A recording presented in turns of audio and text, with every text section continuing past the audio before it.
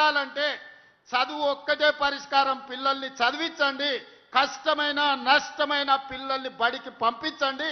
ప్రభుత్వ పాఠశాలల్లో మీకు అన్ని వసతులు ఇచ్చే బాధ్యత తెలంగాణ రాష్ట్ర ప్రభుత్వం తీసుకుంటుంది. నర్సరీ నుంచి 12th వరకు ఎడ్యుకేషన్, 12th తర్వాత స్కిల్ సాంకేతిక నైపుణ్యం. సాంకేతిక నైపుణ్యానికి అవసరమైన ఏటీసీలు కానీ, పాలిటెక్నిక్ కానీ, స్కిల్స్ యూనివర్సిటీ కానీ అన్నీ మీకు ఇచ్చి ఏటీసీలో చేరే వాళ్లకు నెలకు 2000 రూపాయల స్టైఫండ్ ఇచ్చే బాధ్యత రాష్ట్ర ప్రభుత్వం బట్టి గారు తీసుకున్నారు. కాబట్టి పిల్లల్ని చైతన్యం చేసి సాంకేతిక నైపుణ్యులు చేయండి.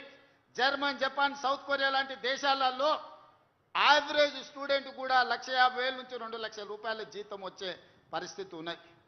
మీరు కష్టపడ్డారు, మీరు చెట్లెక్కిండ్రు, చెట్టు మీద నుంచి పడి నరుములు ఇరిగిపోయిన వాళ్ళు చాలా మంది ఉన్నారు, ప్రాణాలు పోయిన వాళ్ళు ఎంతమంది ఉన్నారు.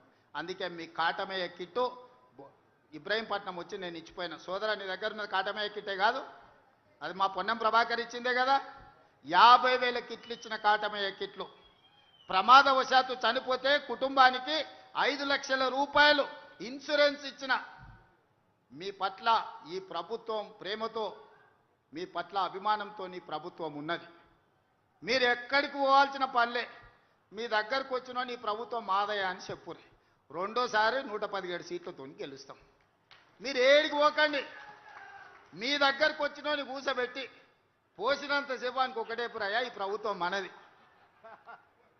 ఈ ప్రభుత్వం మనది, దీన్ని మనం కాపాడుకోవాలని చెప్తారంటే 117 సీట్లు ఖాయమయ్యా. అవునా? అవునా? మాట ఇస్తుర్రా? మాట ఇస్తుర్రా? ఇస్తురు కదా అందరు. మీరు అందరూ గట్టిగా చెప్పండి. ఏం పని గట్టిగా చెప్పండి. ఇప్పుడు నాకు నమ్మకం కలిగింది. చివరగా కేసీఆర్ ముఖ్యమంత్రి అయితే ఏముంటుంది, కాంగ్రెస్ అధికారంలోకి వస్తే ఏముంటుందో మొన్న వరంగల్లో చెప్పినా, ఇప్పుడు ఈడ కూడా నేను మళ్ళీ చెప్పదలుచుకున్నా. కేసీఆర్ ముఖ్యమంత్రి అయితే ఆయన కొడుకు కేటీఆర్ను వర్కింగ్ ప్రెసిడెంట్ చేసుకున్నాడు. కాంగ్రెస్ పార్టీ అధికారంలోకి వచ్చి రేవంత్ రెడ్డి ముఖ్యమంత్రి అయితే సోదరు మహేష్ గౌడ్ని కాంగ్రెస్ పార్టీ ప్రెసిడెంట్ చేసినాం.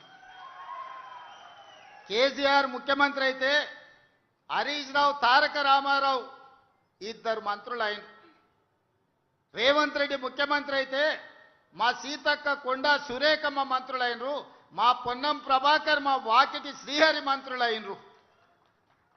కేసీఆర్ ముఖ్యమంత్రి అయితే సడ్డకుని కొడుకు సంతోష్ కుమార్ని రాజ్యసభ చేసుకున్నాడు.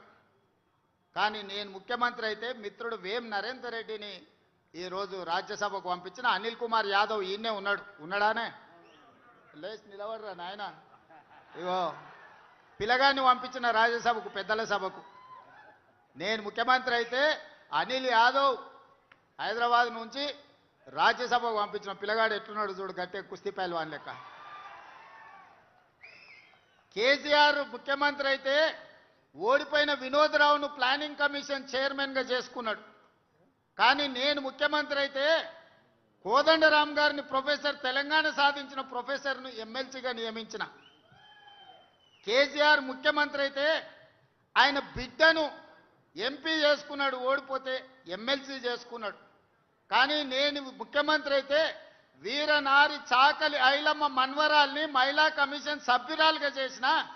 మొట్టమొదటి మళ్ళీ తెలంగాణ ఉద్యమంలో అమరుడైన శ్రీకాంతాచారి తల్లిని శంకరమ్మను పబ్లిక్ సర్వీస్ కమిషన్లో సభ్యురాలుగా నేను చేసిన. ఇవాళ ఆయనదేమో ఫ్యామిలీ జస్టిస్, నాదేమో సోషల్ జస్టిస్. సోదరులారా, అది దొరల న్యాయం, నాది సామాజిక న్యాయం. ఆయన ముఖ్యమంత్రి అయితే దయాకరావును మంత్రిని చేసుకున్నాడు. నేను ముఖ్యమంత్రి అయితే అట్లూరు లక్ష్మణ్ వేదిక మీదనే ఉన్నట్టు మా సోదరిని ఈరోజు దళిత బిడ్డను ఇవాళ మనం మంత్రిగా చేసుకున్నాం. ఒక్కటే ఆలోచన చేయండి, ఇవాళ వాళ్ళు బాధపడుతురు, దుఃఖపడుతురు, శరజొచ్చి అడుక్కుంటురు, చెట్టుకు పుట్టకు కనిపించిన రాయికి రప్పకు మొక్కుతురు. కేసీఆర్ మళ్ళీ ముఖ్యమంత్రి కావాలి ఎట్లయినా అని. ఎందుకయ్యా అంటే 1000 ఎకరాలలో ఆయన ఫామ్ హౌస్ కట్టుకున్నాడు, 100 ఎకరాలలో కొడుకు కట్టుకున్నాడు, 50 ఎకరాలలో బిడ్డ కట్టుకున్నది, 25 ఎకరాలలో అల్లుడు కట్టుకున్నాడు. మరి వాళ్ళకి ఆయనే కావాలి కదనే ముఖ్యమంత్రి. మరి నేనైతే 7 లక్షల ఇందిరమ్మ ఇండ్లు ఈరోజు తెలంగాణ రాష్ట్రం నలుమూలల మా పొంగులేటి శ్రీనివాసరెడ్డిని పెట్టి ఇవాళ గ్రామంలో ఇందిరమ్మ ఇండ్లు కట్టిస్తలే మా సోదరులారా, మీరు చెప్పుండ్రి. ప్రతి గ్రామంలో ఇవాళ ఇందిరమ్మ ఇండ్లు ఎక్కడి నుంచి వచ్చినాయి? మనమైనందుకు, మన ప్రభుత్వం వచ్చినందుకు వచ్చింది. 10 ఏళ్ళు అధికారంలో ఉన్న చంద్రశేఖరరావు అనుకుంటే నెలకు సంవత్సరానికి 2 లక్షలు కట్టినా 20 లక్షల ఇండ్లు పేదోళ్ళకు వచ్చేటి. ఒక్క గౌడ సోదరుడు కూడా ఇల్లు లేకుండా ఈరోజు తెలంగాణ మొత్తం ఇండ్లు ఉండి ఆత్మగౌరవంతో బతికేటోళ్ళు. వాళ్ళకి ఏ రోజు కూడా పేదోడి ఇంటి మీద ధ్యాస లేదు, పేదోడి బతుకును బాగు చేయాలన్న ఆలోచన లేదు. ఆయన ఉండడానికి 10 ఎకరాలలో అక్కడ గడి కట్టుకున్నాడు, కొడుకు ఇంటికి వస్తలేడని వాస్తు బాగాలేదని గిది కట్టిండు. కానీ బుద్ధి చక్కగా లేకపోతే దశ దిశ అంటారు. దిశ చక్కగా లేకపోతే దశ వనికిరాదు.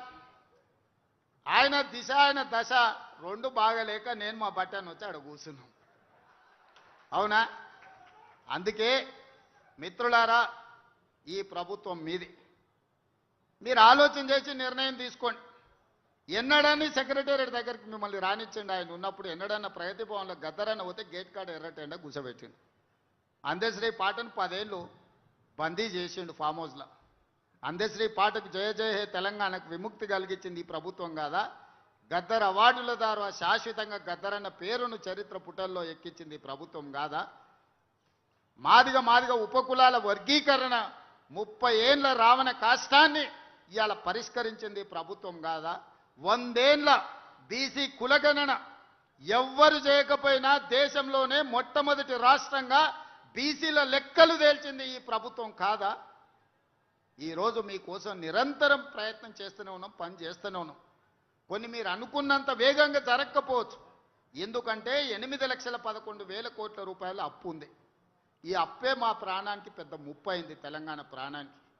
సంవత్సరం తిరిగితే బట్టి విక్రమార్క గారు తిన్నా తినకపోయినా ఓ పూట ఉపాసం పడినైనా 75,000 కోట్ల రూపాయలు అసలు మిత్తి కట్టాల్సి వస్తుంది కేసీఆర్ గారు చేసిన అప్పులకు తప్పులకు. ఆ పైన వచ్చిందే మనది.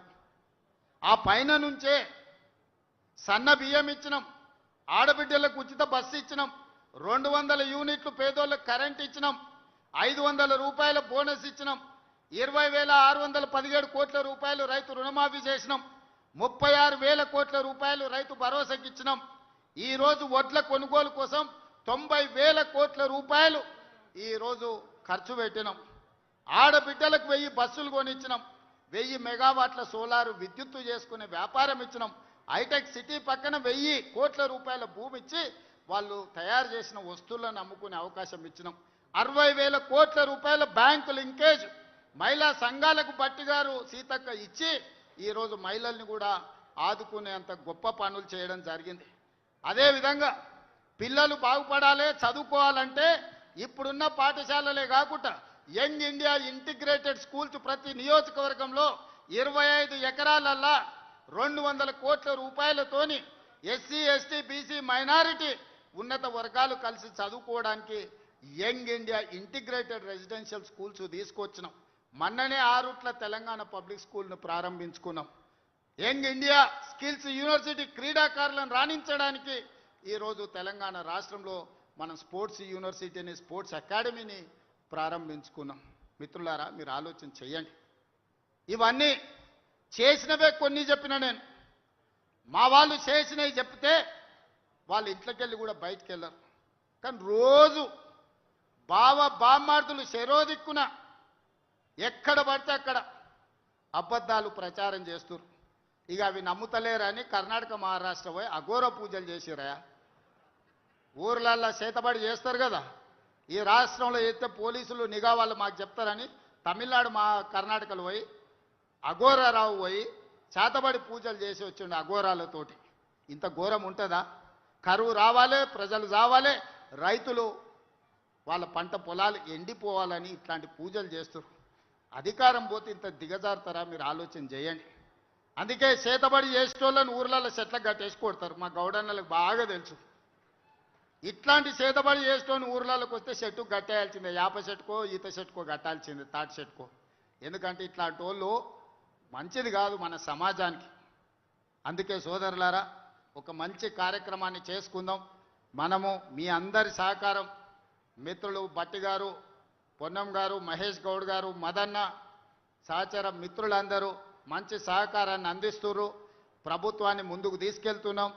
మనం కుటుంబం నడిపినట్టు ఈ ప్రభుత్వం ఏదున్నా మీతో చర్చించి మంచి చెడ్డ ఏమున్నా మాట్లాడుకొని ముందుకెళ్దాం.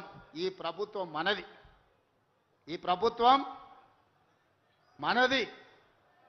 మన ప్రభుత్వం పోయి, ప్రజా ప్రభుత్వం పోయి మళ్ళీ దొరల గడీల ముందల నీ బాంచం దొర అనే పరిస్థితి మనకు రావద్దని తెలియజేస్తూ మీ అందరి దగ్గర సెలవు తీసుకుంటున్న ధన్యవాదాలు మిత్రులారా. నాగరాజు గారు ధన్యవాదాలు చెప్పాల్సి